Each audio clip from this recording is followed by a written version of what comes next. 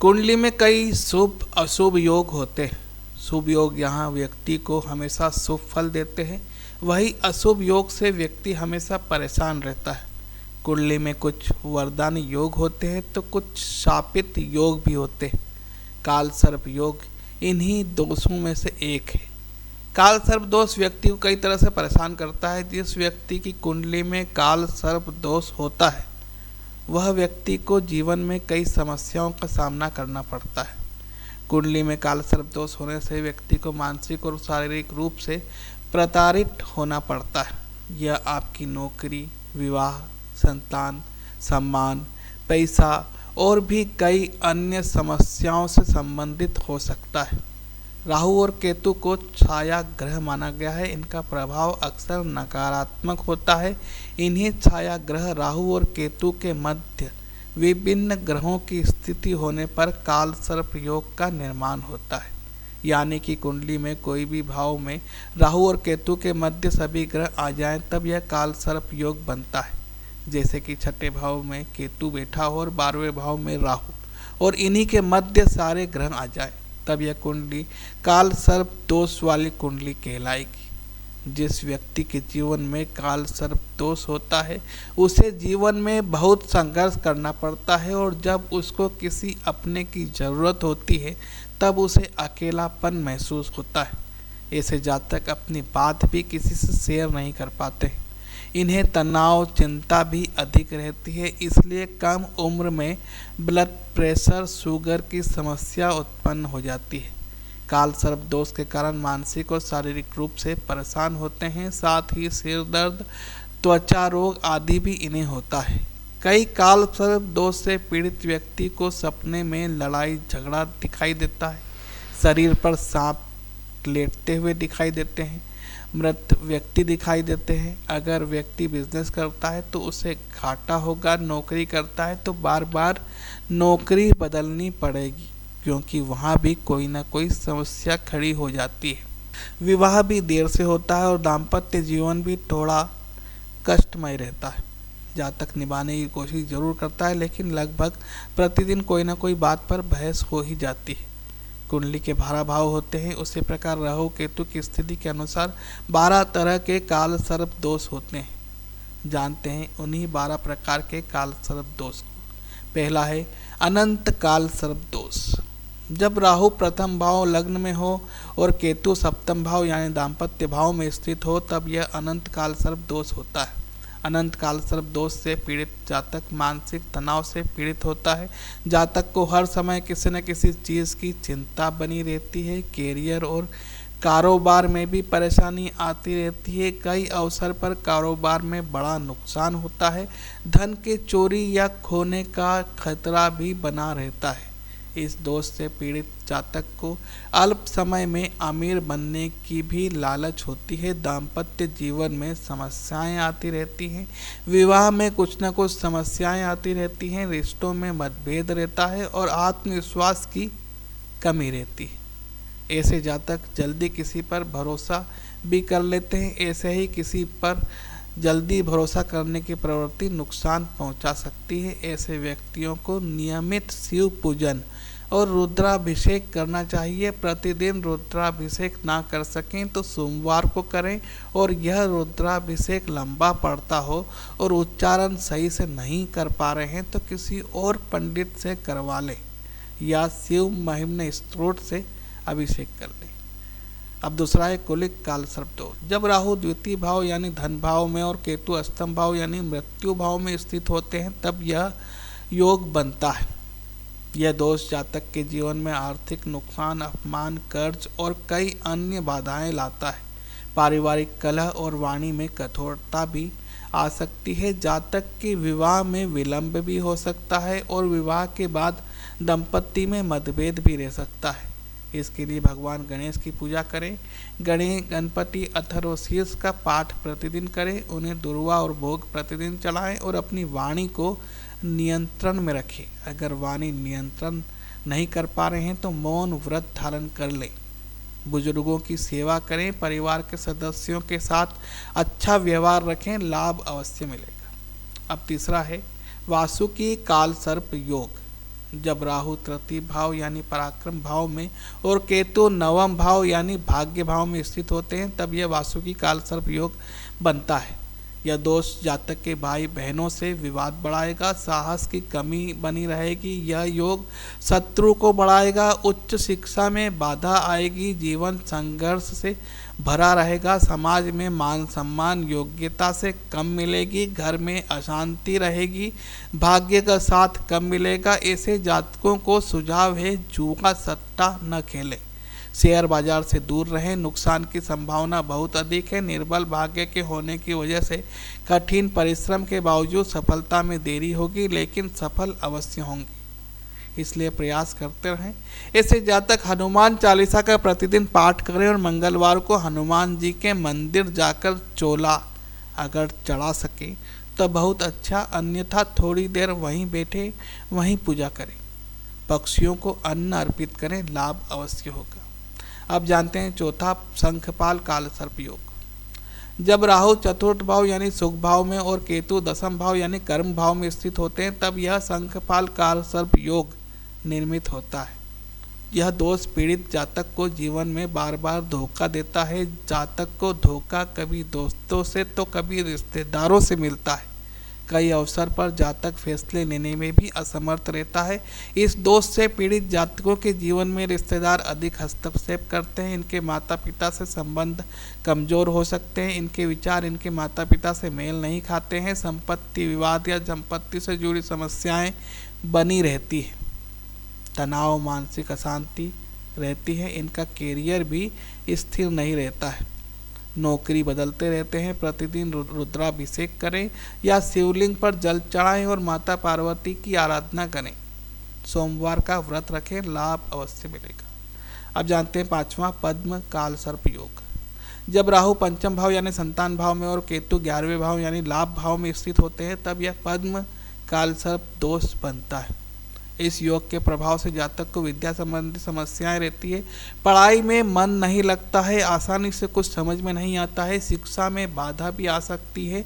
हो सकता है कि ऐसे जातक अपनी शिक्षा पूरी न कर पाएं। इस योग में जातक को अपयश मिलने की संभावना भी होती है। इस योग की वजह से जातक के स्वास्थ्य संबंधी परेशानियां रह सकती है। जातकों के मित्र व साथी स्वार्थी होते हैं, सिर्फ अपने मतलब के लिए मित्रता करते हैं। इस योग के प्रभाव से जातक को गुप्त शत्रु का भय भी रहता है और अचानक से आर्थिक नुकसान झेलना पड़ सकता है। बाल गोपाल की पूजा करें और नियमित रूप से ओम नमः शिवाय का जाप करें, लाभ अवश्य मिलेगा। अब जानते हैं छठवां महापद्म काल सर्प योग। जब राहु कुंडली के छठे भाव में और केतु 12वें भाव में होते हैं और सभी ग्रह इन दोनों ग्रहों के बीच में आ जाएं तो महापद्म काल सर्प दोष बनता है।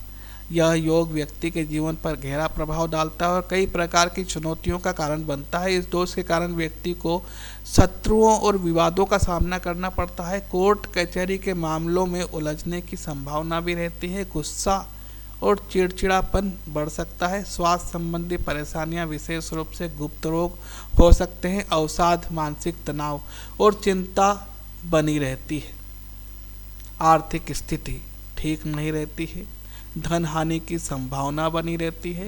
कर्ज का आर्थिक बोझ भी रह सकता है। वैवाहिक जीवन में तनाव और कलह हो सकता है। जीवन साथी के साथ संबंधों में कठिनाई आ सकती है। इस योग के कारण जातक को विदेश यात्रा का योग बनता है। नियमित रूप से भगवान शिव की आराधना करें। दुर्गा सप्तशती का पाठ करने से भी इस योग की आवृत्ति थोड़ी कम हो जाती है। अब जानते हैं सातवां तक्षक काल सर्प योग को। जब राहु कुंडली के 7वें भाव यानी दाम्पत्य भाव में और केतु पहले भाव यानी लग्न में स्थित हो और सभी ग्रह इन ग्रहों के बीच में आ जाएं तो तक्षक काल सर्प दोष बनता है। इस योग की वजह से वैवाहिक जीवन में तनाव और कलह हो सकता है। जीवन साथी के साथ संबंधों में खटास आ सकती है। विवाह में देरी या अलगाव की संभावना भी रहती है। स्वास्थ्य संबंधी परेशानियां, विशेष रूप से मानसिक तनाव, चिंता, अवसाद रह सकती है। आर्थिक स्थिति ठीक नहीं रहती है और धन हानि की संभावना भी रहती है। कर्ज का आर्थिक बोझ भी रह सकता है, व्यापार में भी नुकसान हो सकता है, सामाजिक छवि पर नकारात्मक असर पड़ सकता है, प्रेम प्रसंग में भी असफलता मिल सकती है। शिव परिवार की पूजा करें, यानी भगवान शिव, माता पार्वती और प्रथम पूज्य श्री गणेश जी की आराधना करें, लाभ अवश्य मिलेगा। अब जानते हैं 8वां कर्कोटक काल सर्प योग। जब राहु कुंडली के 8वें यानी मृत्यु भाव में और केतु दूसरे यानी धन भाव में स्थित हो और सभी ग्रह इन दोनों ग्रहों के बीच में आ जाएं तो कर्कोटक काल सर्प दोष निर्मित होता है। इस योग की वजह से आर्थिक अस्थिरता और धन हानि की संभावना रहती है। धन आते जाते रुक जाता है, आपके काम आसानी से नहीं बनते हैं, प्रयास थोड़े अधिक करने पड़ते हैं, पैतृक संपत्ति से संबंधित विवाद हो सकता है, पारिवारिक कलह भी हो सकता है, मानसिक तनाव और चिंता बनी रहती है और वैवाहिक जीवन में तनाव और कलह हो सकता है। जीवन साथी के साथ संबंधों में खटास आ सकती है, वाणी में कठोरता रह सकती है, दुर्घटना का भय हमेशा बना रहता है। इस स्थिति में व्यक्ति आध्यात्मिक हो सकता है। प्रतिदिन ओम नमः शिवाय का जाप करें, महामृत्युंजय मंत्र का 108 बार जाप करें, यानी 1 माला प्रतिदिन। सोमवार को रुद्राभिषेक करें, शिवलिंग पर जल और कच्चा दूध चढ़ाएं, लाभ अवश्य मिलेगा। अब जानते हैं 9वां शंखचूड़ काल सर्प योग। जब राहु 9वें भाव यानी भाग्य भाव में और केतु तृतीय भाव यानी पराक्रम भाव में स्थित होते हैं, तब यह शंखचूड़ काल सर्प दोष बनता है। इस दोष में भाग्य का सहयोग कम मिलता है, आप भाग्य के सहारे नहीं रह सकते, आपको मेहनत करके ही अपना मुकाम हासिल करना होगा। विदेश यात्रा में अड़चनें आ सकती है, अगर विदेश में बसने का सोच रहे हैं तो बाधाएं अवश्य आएंगी, पिता से मतभेद रह सकते हैं। इस योग से धार्मिक कार्यों में भी बाधाएं आ सकती है। ऐसे जातक आध्यात्मिक रहेंगे, लेकिन पूजा पाठ से भी उनको फल आसानी से नहीं मिलेगा, प्रयास थोड़े अधिक करने होंगे। आपको स्वयं भी लगेगा कि इतने प्रयासों में तो आसमान से तारे ले आते, पर अभी तक इनमें सफलता नहीं मिली। वो इसलिए क्योंकि आप शंखचूड़ काल सर्प दोष से पीड़ित हैं। अपने आप को दूसरों से तुलना ना करें। ऐसी स्थिति में धर्म से विमुखता देखी गई है। धर्म से विमुख ना हों, अपने प्रयास करते रहें, सफलता एक दिन अवश्य मिलेगी। विष्णु सहस्त्र नाम का पाठ करें और दान पुण्य करें, लाभ अवश्य मिलेगा। अब जानते हैं 10वां घातक काल सर्प योग। जब राहु 10वें भाव यानी कर्म भाव में हो और केतु चतुर्थ भाव यानी सुख भाव में हो, तब यह घातक काल सर्प योग निर्मित होता है। ऐसी स्थिति में व्यापार में उतार चढ़ाव और अस्थिरता बनी रहती है, नौकरी में परेशानियां और अधिकारियों से विवाद हो सकता है, कार्यस्थल पर तनाव और असंतोष बना रहता है, झूठे आरोपों या कानूनी समस्याओं का सामना करना पड़ सकता है, पारिवारिक जीवन में अशांति और कलह बनी रहती है, माता पिता के साथ संबंधों में तनाव रहेगा और घर में सुख शांति की कमी रहेगी। मानसिक तनाव चिंताएं रह सकती है, कोई भी निर्णय लेने में कठिनाई हो सकती है, सामाजिक प्रतिष्ठा में कमी आ सकती है, व्यक्ति को अपने कैरियर में सफलता पाने के लिए कठिन परिश्रम करना पड़ सकता है, व्यक्ति को हर समय अनजाना डर बना रहता है, शादी में देरी या वैवाहिक जीवन में तनाव हो सकता है। हर शनिवार को शनिदेव की पूजा करें, उन्हें दिया लगाएं, नियमित रूप से भगवान शिव की आराधना करें, प्रतिदिन शिवलिंग पर जल बिल्वपत्र अर्पित करें, लाभ अवश्य मिलेगा। अब जानते हैं 11वां विषधर काल सर्प योग। जब राहु कुंडली के 11वें भाव में और केतु 5वें भाव में स्थित हो और सभी ग्रह इन दोनों ग्रहों के बीच में आ जाएं तो विषधर काल सर्प दोष बनता है। इस योग के बनने से संतान प्राप्ति में देरी या संतान संबंधी समस्याएं हो सकती है, संतान के स्वास्थ्य को लेकर चिंता बनी रहती है, शिक्षा में रुकावटें और असफलताएं आ सकती है, ज्ञानार्जन में कठिनाई हो सकती है, शिक्षा में बाधा आती है, कुछ याद रखने में समस्या रहती है, दोस्तों से धोखा मिलता है, मित्रों को बिजनेस पार्टनर ना बनाएं, वो धोखा दे सकते हैं, प्रेम संबंधों में असफलता मिल सकती है, आपको अपनी इच्छाओं को पूरा करने में बहुत अधिक प्रयास करने होंगे, बिना थके प्रयास मेहनत करेंगे तभी आप अपनी इच्छाओं को पूरा कर पाएंगे। पीपल के पेड़ की पूजा करें और शिवलिंग पर बेलपत्र चढ़ाएं, लाभ अवश्य मिलेगा। अब जानते हैं आखिरी 12वां शेषनाग काल सर्प योग। जब राहु 12वें भाव यानी व्यय भाव में और केतु 6वें भाव यानी रोग भाव में स्थित होता है तब शेषनाग काल सर्प योग निर्मित होता है। इस योग की वजह से न चाहते हुए भी अनावश्यक खर्च अधिक होते हैं। ऐसे जातकों पर कर्ज भी अधिक रहता है, मानसिक तनाव चिंता भी लगा रहता है। आप हमेशा विदेश जाने का या वहाँ बसने का सोचते हैं लेकिन विदेश यात्रा में बाधाएं आती रहती है, क्रियान्वित नहीं हो पाती है। रोग भी इन्हें कई रहते हैं, मांसपेशियों की समस्या, रीढ़ की हड्डी की समस्या, घुटनों की समस्या रह सकती है।